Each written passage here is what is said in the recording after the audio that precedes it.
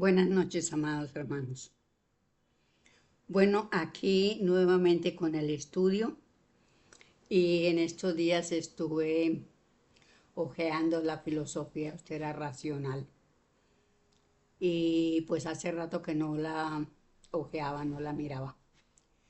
Y me encontré con una nota del maestro Juez donde él habla sobre Sócrates y Antulio. Y entonces, pues, estos dos personajes vivieron en Grecia. Ya los hermanos que conocen la doctrina ya saben que ellos vivieron en Grecia y ambos fueron envenenados con la cicuta. Entonces, porque pues en aquel entonces el aerópago era era manejado por sacerdotes, ¿sí? La mayor parte jueces, sacerdotes. Y todos eran filósofos de mala calidad, digámoslo así, de poca inteligencia. Entonces, estos dos personajes pues tenían mucha sabiduría, porque son conocedores de las leyes universales y además el maestro Sed había escrito las leyes de Manú y Sócrates era muy conocedor porque siendo el mismo espíritu, muy conocedor de esas leyes. Y entonces pues realmente los filósofos de esa época no lo pudieron vencer porque la sabiduría de Sócrates pues era bastante, sí, bastante buena para, para ganarles en todo aspecto.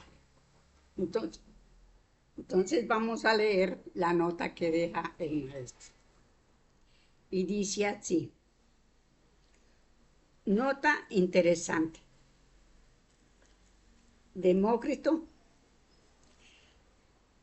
la cronología seguida por los historiadores de la filosofía ha equivocado, o por capricho o por la malicia de los contemporáneos de Sócrates que quisieron anteponer a cualquiera antes que al austero e invencible Sócrates. Así encontramos a Demócrito, adosado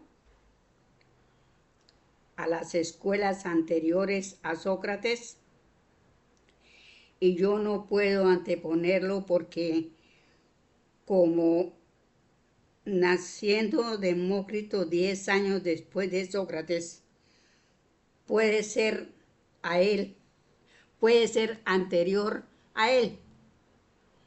O es decir, que el maestro da a entender que muy posiblemente Demócrito había tenido antes otra encarnación. Bueno, yo tengo además otras razones por razones más poderosas e inequívocas de que Demócrito fue discípulo y muy amado de Sócrates, y las amistades de este con la familia de Demócrito, y sin duda ninguna fue esta familia la que más lloró el asesinato del maestro, del amigo y del amante. O sea que la familia de Demócrito era muy afín con el maestro Sócrates. Hecha esta nota, dejo a Demócrito para donde le corresponde y anotaré a Anaxágoras y los sofistas.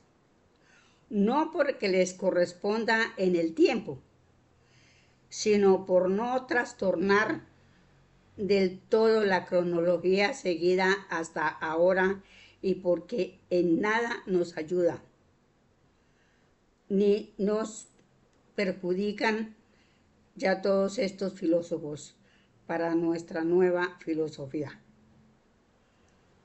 cuya raíz está en el sánscrito. el que en espíritu conocían en su todo Sócrates y Antulio. Y esta es la causa de que los dos sufrieran la pena de muerte por el odio y la envidia sacerdotal y supremática. Todo el que filosofé entre los principios del sánscrito y los de Sócrates y Antulio verá la misma sabiduría y hasta las mismas personalidades. Bueno, aquí entonces ya entendemos que ellos los dos eran demasiado conocedores de lo que ellos estaban enseñando de la filosofía, porque el maestro, porque Sócrates en su encarnación de ser fue el que escribió las leyes de Manú. Y por consiguiente, pues el maestro Jesús, que en ese entonces era Antulio, pues sabía también esas mismas leyes. Entonces ellos no se podían equivocar. Mientras que los otros, pues pasaban penurias porque no entendían y les tenían envidia y les tenían de todo porque eran dos grandes sabios.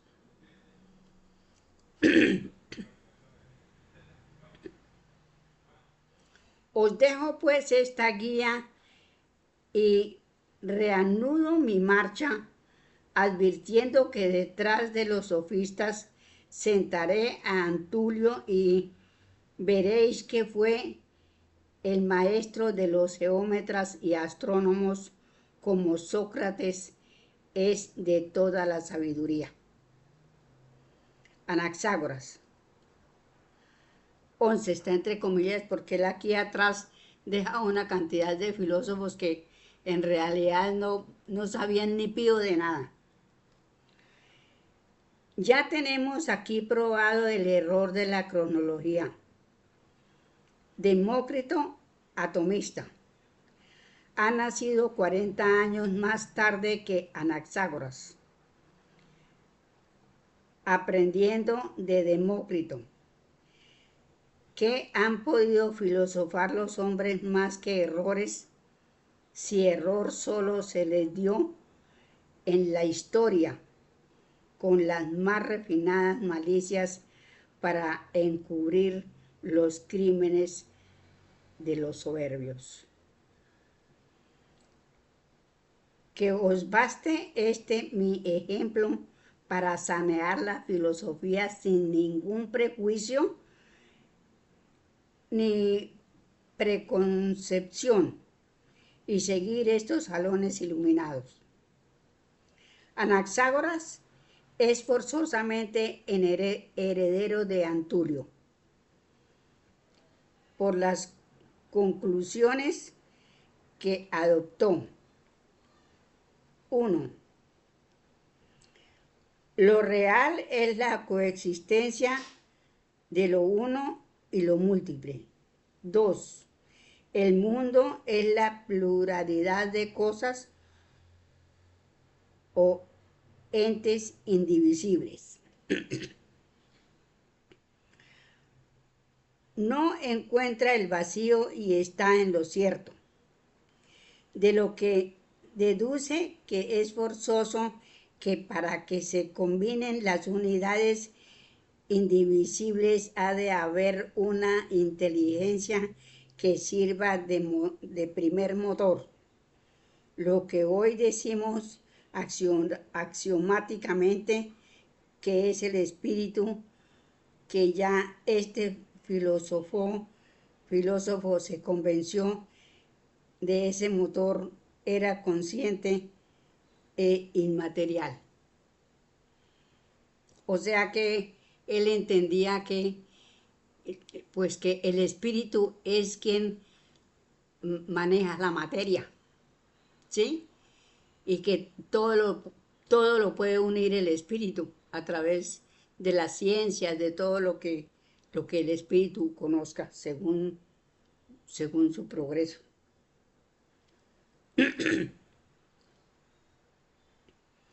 No encuentra el vacío y está en lo cierto. Era consciente e inmaterial.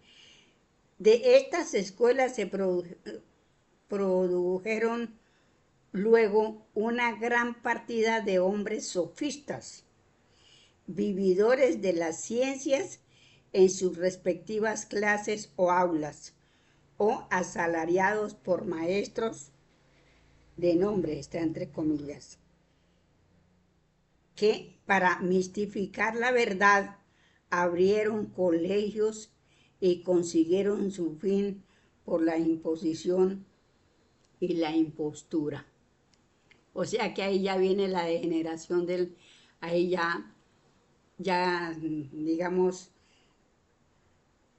se introducen al negocio más bien, no al estudio, sino al negocio, de abrir aulas y enseñar y cobrar por enseñar, pero no están enseñando la verdad.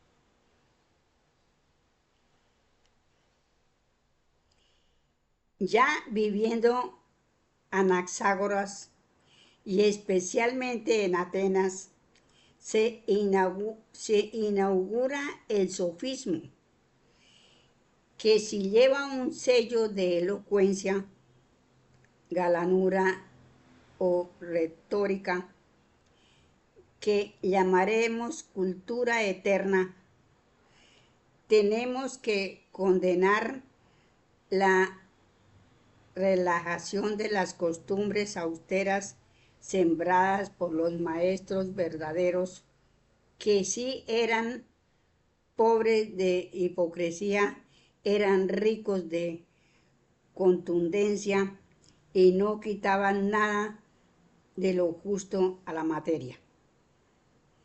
Voy a señalar algunos sofistas sin contar como tales a los jueces del Areópago, porque estos fueron mistificadores, impostores por la fuerza, tiranos y verdugos de los sabios. Acusación que se les hace aquí, ya que la pusilanimidad de los pasados historiadores de la filosofía no los acusaron, acaso por no importarles, pero debieron ver que fueron la causa del error que hoy hay en las artes y las ciencias, pues dieron herencia a los mistificadores y supercheros hasta hoy. Veamos. Tenemos a Protágoras,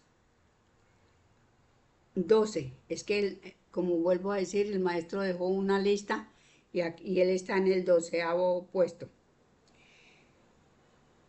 Que solamente dice el hombre es la medida de todas las cosas.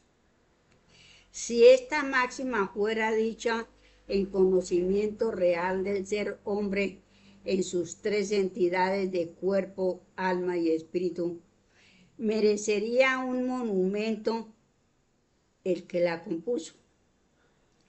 Pero como sabemos que Pitágoras en metafísica era cero absoluto y decía que solo conocía las cosas en el aspecto transitorio en que las sorprendía con sus sentidos.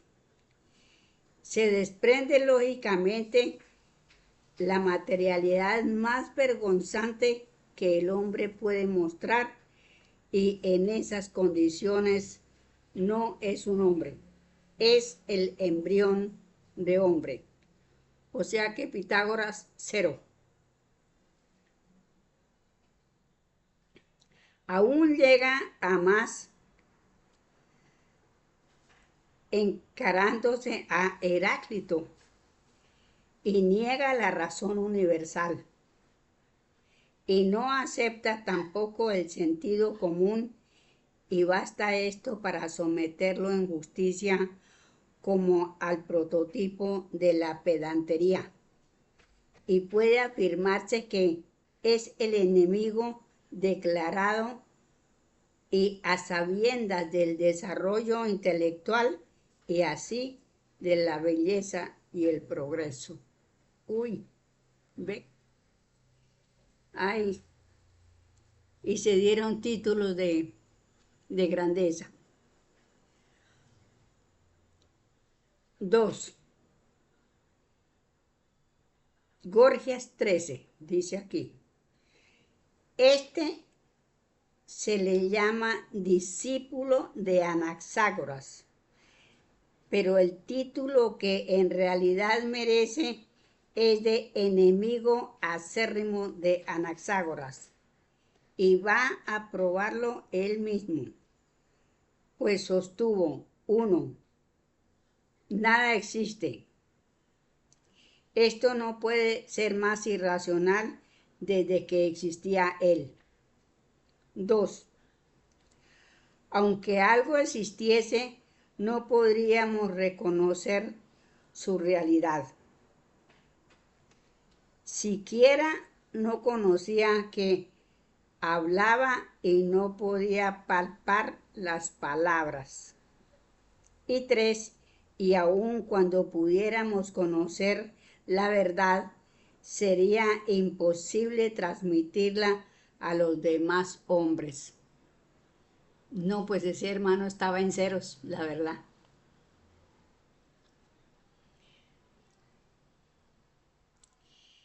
Este tercer sofisma tiene mucho de verdad, pero pronunciado en contra de principios que él no podía comprender. Es un detractor del maestro mayor Sócrates, al que no pudiendo vencerlo, le dieron la cicuta. Es incomparable el daño causado a la humanidad por este prevaricador, porque lleva el escepticismo a un grado superlativo y se sumergieron en la más negra tiniebla los que por el vicio autorizado lo siguieron. Como consecuencia del escepticismo sembrado por Gorgias, todo se corrompió política y socialmente, pero en él empezará la decadencia de la misma Grecia, y la misma Grecia le da su apóstrofe. Bueno, tantas cosas sucedieron, tantas cosas que realmente, bueno, son fuertes, ¿verdad? Porque a estos dos sabios les dieron la cicuta y ellos siempre los del aerópago, porque si no los hubieran asesinado, había habido más progreso, porque ellos en cuanto más enseñaban, pues más sabiduría se adquiría. Pero la envidia los enfermó y por eso le dieron la cicuta a ellos los dos.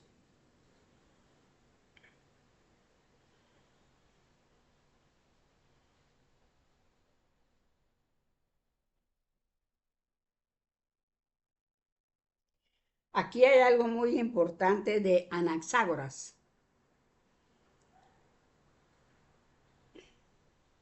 Anaxágoras de Claramenes vivió en el año 500 al 426 antes de Jesús. Puede llamarse precursor del espiritismo. O sea que Anaxágoras fue un gran maestro.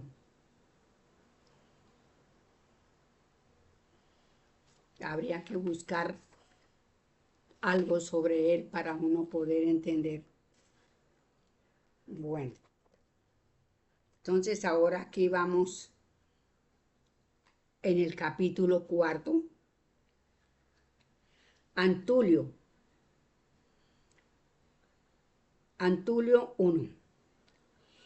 Este será sin duda alguna el punto culminante de la sabiduría griega, pero también la confirmación de los crímenes ocultados por los supremáticos, dejando anónimos a los más grandes sabios para ocultar a la posterioridad los plutócratas su maldad, por lo que desde esas ocultaciones maliciosas la historia no es verdad y que por la historia se han guiado, han hecho obras falsas y las ciencias han tenido que luchar demasiado para dejar al fin vacíos y aún llegar a sentar como historia cuentos absurdos y reducir a mitos hechos históricos y hombres que anularon a los falaces, pseudosabios que se vengaron sin conciencia de los austeros y sabios verdaderos. Entonces aquí volvemos al estudio de que la sabiduría la cortan los ignorantes, digamos los enemigos de la causa, ¿sí? Hacen retardar las cosas porque envenenan a los maestros o los matan de cualquier forma y entonces se trunca lo que se venía a hacer. Por lo menos en el caso de Maestro Juan y Jesús, pues ellos alcanzaron a hacer su obra, pero donde no los hubieran asesinado había sido algo muy lindo, porque estaríamos viviendo de una forma diferente, no con estos acosos que hay, porque la humanidad hubiera tomado conciencia, porque al fin y al cabo de tanto repetir y de repetir una verdad, pues la gente se va tomando conciencia. Pero les quitaron la vida y no los dejaron simplemente por la envidia, bueno, todo lo más envidia, porque en su conciencia tienen ese sabe más que yo, y entonces lo voy a quitar del camino. En esas fechas asombraba a Antulio a todos los sabios con su escuela filosófica, astronómica y los avergonzaba con sus costumbres morales, espirituales y fraternales en la más ejemplar y digna humildad sin rebajamiento, lo que le hacía más majestuoso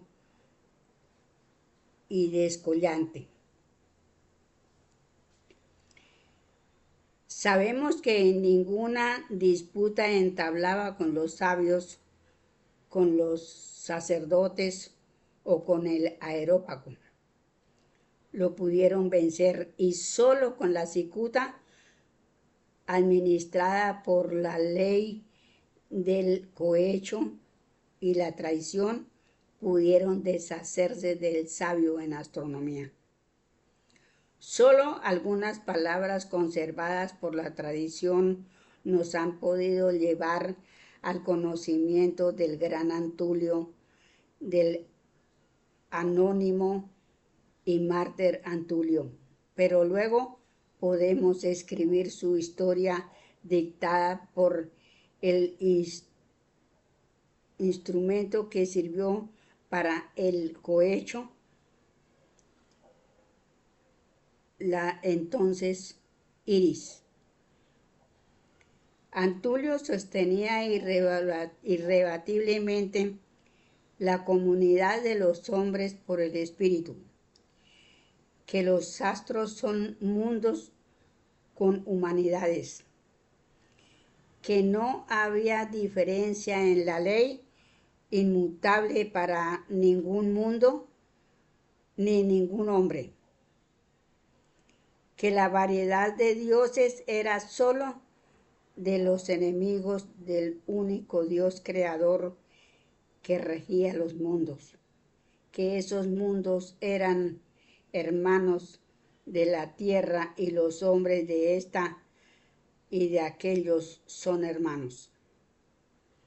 Este sabio demostraba filosófica y matemáticamente que todo giraba alrededor de una astrogeneratriz, del cual ni los mundos ni los hombres pueden prescindir, y por fin se reía de los dioses fantoches y amaba a las pitonisas, sacerdotisas y psíquicos, a los que consultaba porque sabía que eran medium, por los que recibía comunicaciones de los espíritus, y él mismo era un gran medium perfecto, como lo hemos de ver luego leyendo en el alma de su bella vengativa que le hicieron por premio mujer.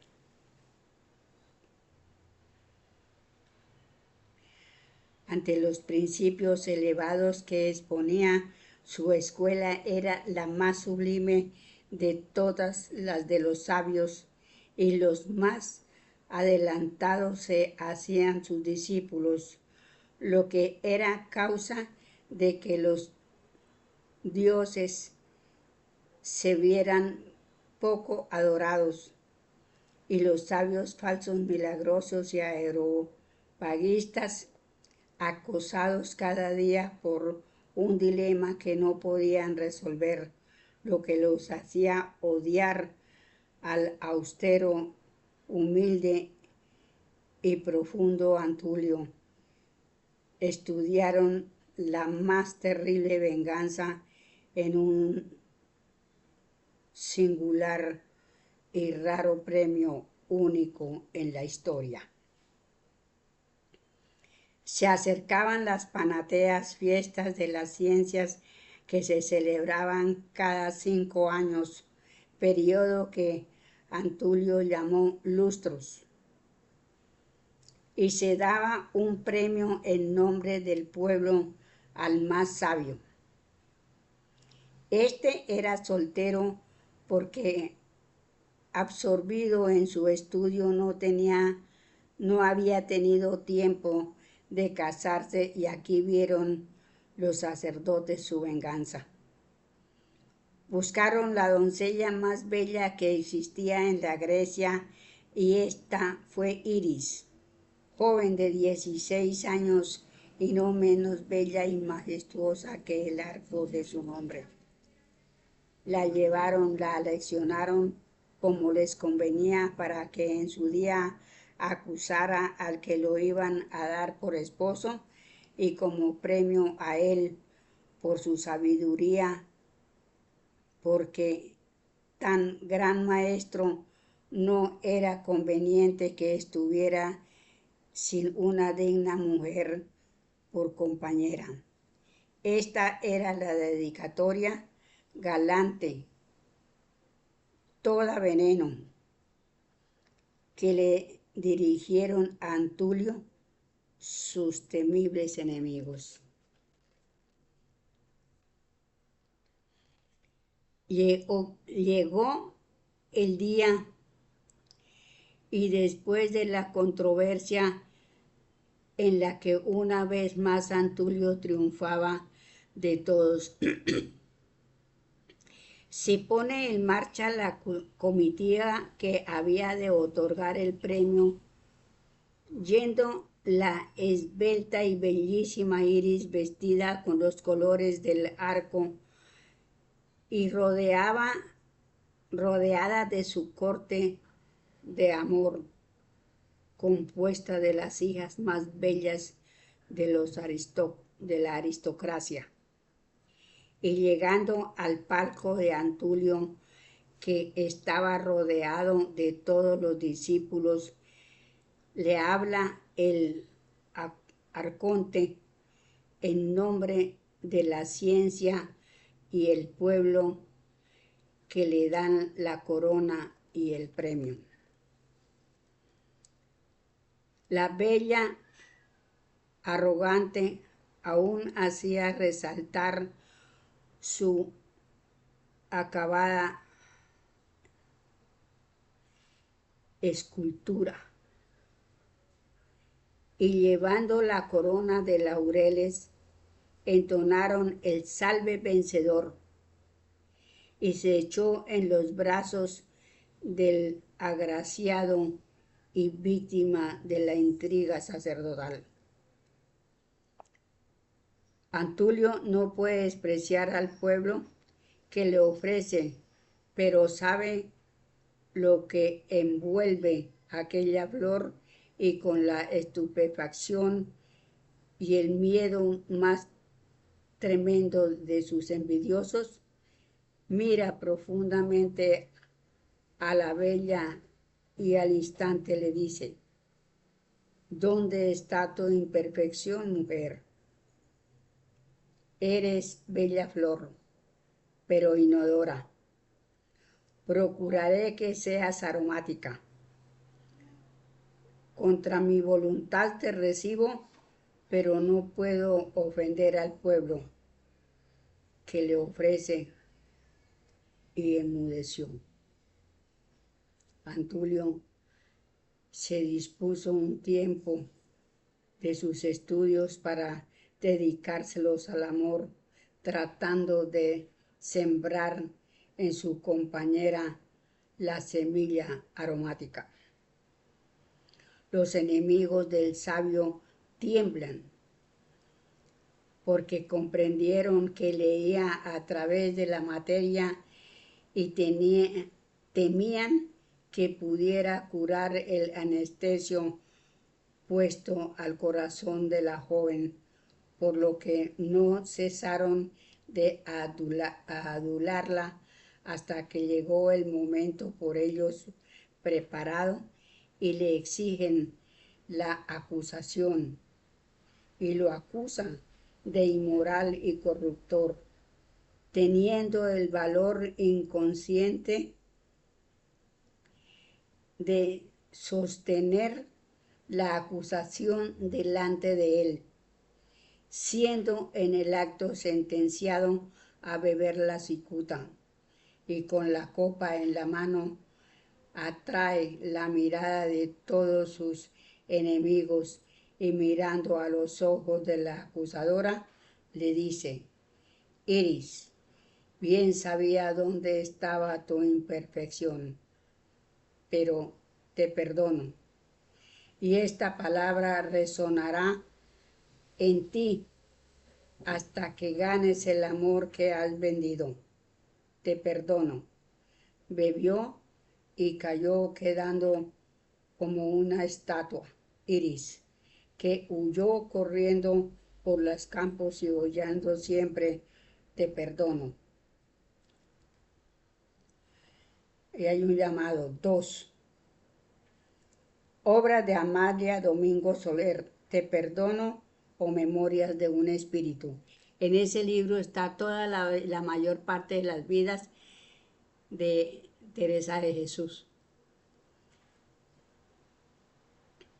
Eurípides, uno de los jueces, corrió y rompió el ara de la cátedra de Antulio y empezó la persecución de los discípulos que emergieron por el Asia y Egipto, y algunos como joven fueron sacrificados porque este enloquecido corría gritando: Antulio, Antulio, bien, ven, yo te llamo. ¿Cómo han podido cerrar esos ojos que tenían la luz sideral? Yo te veo, yo te oigo, yo te amo. ¿Cómo no odiar a tus asesinos? Y fue preso, desapareciendo el último y más amado discípulo de aquel sabio Antulio. Quedó cumplido mi deber, poniendo esta página de historia oculta y sacar de ella todas las sabia filosofía que encierra y deducir que todos los que después de esas fechas hablaran de astronomía y matemáticas y da los conocimientos siderales en Antulio tuvieron el maestro. Cierro aquí las escuelas anteriores a Sócrates y digo, en Antulio reconoceremos a Isaac, hijo de Abraham y padre de Jacob, y cuando tocaremos a Jesús será el mismo Antulio. Entonces démonos cuenta, amados hermanos, todo lo que ocurrió en la vida de estos dos grandes misioneros, en estos dos grandes espíritus de luz, que por ser sabios les dieron la cicuta. Y ellos, que eran los que debían de haber tomado la cicuta, digo yo, por ignorantes, quién sabe cómo les tocaría. Pero es que realmente la vida, como dicen, ¿no? La vida da muchas vueltas y quién sabe estos hermanos cómo estarán hoy día. Todos estos hermanos enemigos de la causa, enemigos del amor, de la sabiduría. Pero bueno, aquí tenemos el ejemplo, ¿sí? Tenemos las partes más sublimes, digamos, para nosotros poder entender, comprender y analizar que nosotros debemos de estar día a día mejor, porque realmente nosotros mismos nos labramos el futuro, ¿sí? Lo que hagamos, todo lo posible y lo mejor que hagamos en esta existencia nos sirve para la otra existencia, porque son bases que son sólidas, son bases firmes que nos sirven para el futuro. Entonces, venimos de existencia en existencia, sufriendo de una cosa, de otra, fallando en muchas cosas y así pues los juicios destinos son nuestra propia vida, porque tenemos que nosotros mismos organizar nuestras cosas para poder seguir adelante. Ojalá, amados hermanos, que verdaderamente podamos salir adelante y podamos seguir siendo lo mejor de lo mejor. Porque vea la vida de los misioneros como les ha tocado de duro. Siendo espíritus de luz. Entonces, todo esto nos sirve a nosotros para entender y comprender que hay que ser fuertes, porque ellos se hacen fuertes a través de los sufrimientos. El espíritu va tomando fortaleza, va tomando sabiduría. Bueno, la sabiduría pues la tenemos, pero vamos progresando. Entonces, quedamos en este estudio, amados hermanos.